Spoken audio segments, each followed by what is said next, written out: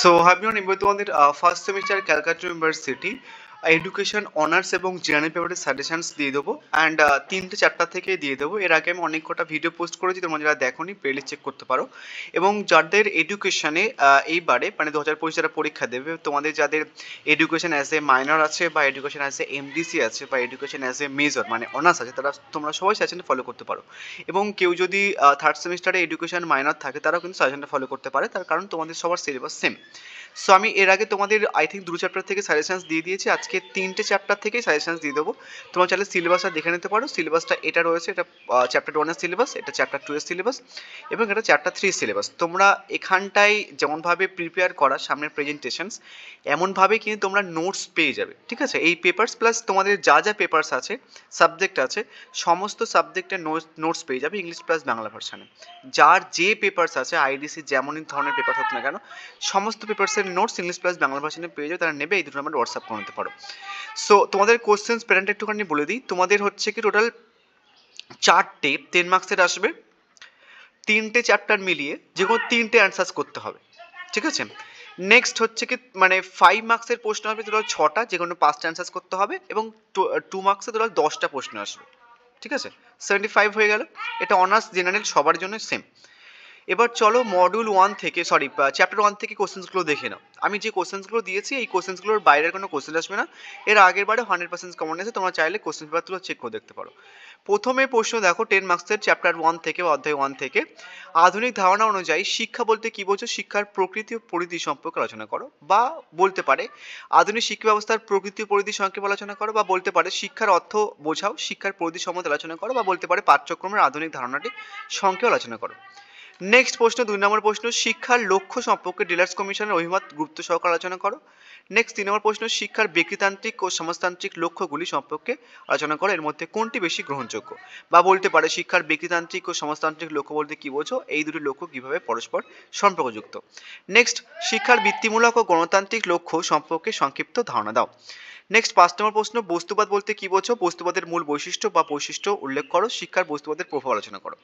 Next, বৌদ্ধ দর্শনের বৈশিষ্ট্য বা মূলনীতির সংক্ষেপে লেখো, আধুনিক শিক্ষার পাঠ্যক্রম বৌদ্ধ দর্শনের প্রভাব। নেক্সট, প্রয়োগবাদ বলতে কি বোঝো? এর মূলনীতি ব্যাখ্যা করো, শিক্ষার প্রক্রিয়া কিভাবে এই দর্শনের ধারণা প্রভাবিত করে। নেক্সট, আধুনিক শিক্ষার ক্ষেত্রে ভাববাদী দর্শনের নীতিগুলি কিভাবে প্রতিফলিত হয় ব্যাখ্যা করো। নেক্সট, প্রকৃতবাদ কি? শিক্ষার লক্ষ্য ও পাঠ্যক্রমে প্রকৃতবাদের প্রভাব। নেক্সট, প্রকৃতবাদ বলতে কি বোঝো? শিক্ষার পদ্ধতিকে প্রকৃতবাদ কিভাবে প্রভাবিত করে। টোটাল 10টা আমি প্রশ্ন দিলাম চ্যাপ্টার 1 থেকে। ওখান থেকে তোমরা হচ্ছে কি যে আই থিঙ্ক 2টো 10 মার্কসের প্রশ্ন পেয়ে যাবে, ঠিক আছে? নেক্সট হচ্ছে কি 5 মার্কসের প্রশ্ন দেখো, সংকীর্ণ ব্যাপক অর্থে শিক্ষার বৈশিষ্ট্য আলোচনা করো। ডিলার্স কমিশন অনুসারে একত্রে বসার শিক্ষা বলতে কি বোঝো? বা বলতে পারে যে ডিলার্স কমিশন অনুযায়ী একত্রে বসবাসের জন্য শিক্ষার ধারণা। নেক্সট হচ্ছে কি শিক্ষার প্রধান উপাদান সমূহ কি?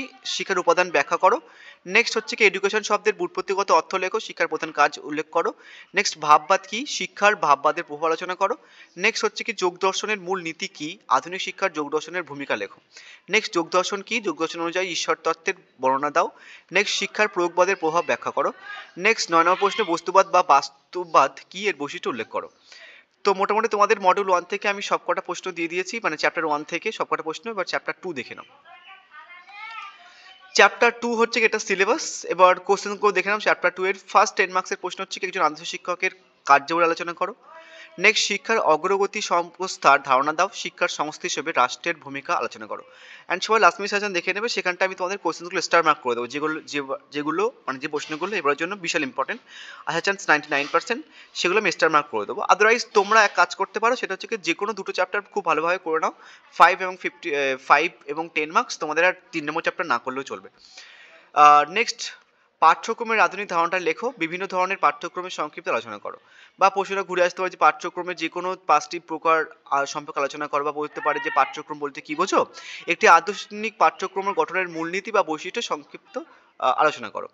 নেক্সট, সহপাঠক্রমিক কার্যাবলী কি? এর প্রকল্পে উল্লেখ করো, শিক্ষাগত তাৎপর্য লেখো। বা বলতে পারে যে শিক্ষার বিদ্যালয়ে সহপাঠ্যক্রমিক কার্যাবলীর ভূমিকা লেখো। বা বলতে পারে শিক্ষাক্ষেত্রে সহপাঠ্যক্রমিক কার্যাবলী যে কোনো 5টি গুরুত্ব লেখো। নেক্সট হচ্ছে কি 5 নম্বর, প্রথাগত শিক্ষার বৈশিষ্ট্য সীমাবদ্ধতা লেখো। নেক্সট হচ্ছে কি প্রথাবর্জিত বা অনিয়ন্ত্রিত শিক্ষার বৈশিষ্ট্যগুলো কি কি? এই শিক্ষার সুবিধা অসুবিধা আলোচনা করো। এবার 5 মার্কসের প্রশ্নগুলো দেখে নাও চ্যাপ্টার 2 থেকে। শিক্ষার প্রধান উপাদান লেখো। নেক্সট শিক্ষার উপর বংশগত পরিবেশের প্রভাব। নেক্সট একজন সুশিক্ষকের ব্যক্তিগত গুণাবলী। নেক্সট সহপাঠ্যক্রমিক কার্যাবলীর শিক্ষাগত গুরুত্ব। নেক্সট একজন আদর্শ শিক্ষকের দায়িত্ব। নেক্সট শিক্ষার অর্থ বোঝাও, পরিধি আলোচনা করো। নেক্সট সহপাঠ্যক্রমিক কার্যাবলীর প্রকারভেদগুলো লেখো। নেক্সট প্রথাগত বা প্রথাবর্জিত শিক্ষার মধ্যে পার্থক্য বা তুলনা। নেক্সট হচ্ছে কি প্রথাগত শিক্ষার বৈশিষ্ট্য উল্লেখ করো এবং দূরশিক্ষার উপযোগিতা বিবৃত করো। এবার তুমি দেখবে যে প্রশ্নগুলো আমি 5 মার্কস রেখেছি সেগুলো কিন্তু তোমাদের 10 মার্কসেও রেখেছি। সো তোমাদের হয়তো মনে হতে পারে যে 5 মার্কসের অনেকগুলো প্রশ্ন রাখা হয়েছে বা 10 মার্কস অনেকগুলো প্রশ্ন, সেটা কিন্তু নয়। তোমার যদি 10 মার্কসগুলো ভালো করে করো না তাহলে 5 মার্কস হয়তো 2-3টে করতে হতে পারে, 10টা না করলেও চলবে। অনেকে বুঝতে পারো না, সেটার জন্য আমি তোমাদের সেপারেটলি রাখলাম। আদারওয়াইজ দেখবে যে প্রশ্নগুলো 5 মার্কস আছে সেগুলো আবার 10 মার্কসের রয়েছে। এবার চ্যাপ্টার 3 থেকে দেখে নাও। 3 নম্বর অধ্যায় থেকে দেখো 10 মার্কসের শিশুকেন্দ্রিক শিক্ষা বলতে কি বোঝো, ওই শিক্ষার প্রধান বৈশিষ্ট্য উল্লেখ করো। নেক্সট খেলাভিত্তিক শিক্ষার ধারণাটি ব্যাখ্যা করো। কিন্ডারগার্টেন শিক্ষার বৈশিষ্ট্য উল্লেখ করো। নেক্সট মন্তেশ্বরী শিক্ষার পদ্ধতির বৈশিষ্ট্য উল্লেখ করো। কিন্ডারগার্টেন ও মন্তেশ্বরী শিক্ষার পার্থক্য। নেক্সট প্রজেক্ট বা প্রকল্প পদ্ধতি কি, এই পদ্ধতির বিভিন্ন স্তর আলোচনা করো। শিক্ষায় এই পদ্ধতির গুরুত্ব। 5 মার্কসের প্রশ্নগুলো দেখে নাও। খেলা ও কাজের মধ্যে পার্থক্য, শিশুকেন্দ্রিক ও জীবনকেন্দ্রিক শিক্ষার পার্থক্য, প্রকল্পের বৈশিষ্ট্য আলোচনা করো এবং প্রকল্প পদ্ধতির বিভিন্ন স্তর। ঠিক আছে, সো এই ছিল ওভারঅল সাজেশনস। যারা নোট পারচেজ করতে চাইছো এই ধরুন আমার হোয়াটসঅ্যাপ করতে পারো, ইংলিশ প্লাস বাংলা ভার্সনে আছে এবং তোমাদের এইসি compulsory English, NVS, constitutions value এবং Bangla, English, political science, sociology, history সমস্ত পেপারসের নোটস পেয়ে যাবে। এবং তোমাদের যা যা আইডিসি পেপারস আছে সমস্ত আইডিসি পেপারসের নোটস আমার কাছে অ্যাভেলেবল আছে। ইউটিউবে টাইমের জন্য পোস্ট করা হয় না, বাট আমার কাছে সমস্ত আইডিসি পেপারসের নোটস অ্যাভেলেবল আছে ইংলিশ প্লাস বাংলা ভার্সন, এবং সাথে কিন্তু প্রিভিয়াস ইয়ারের সলিউশনসও তোমরা পাবে ওটার মধ্যে। So thank you.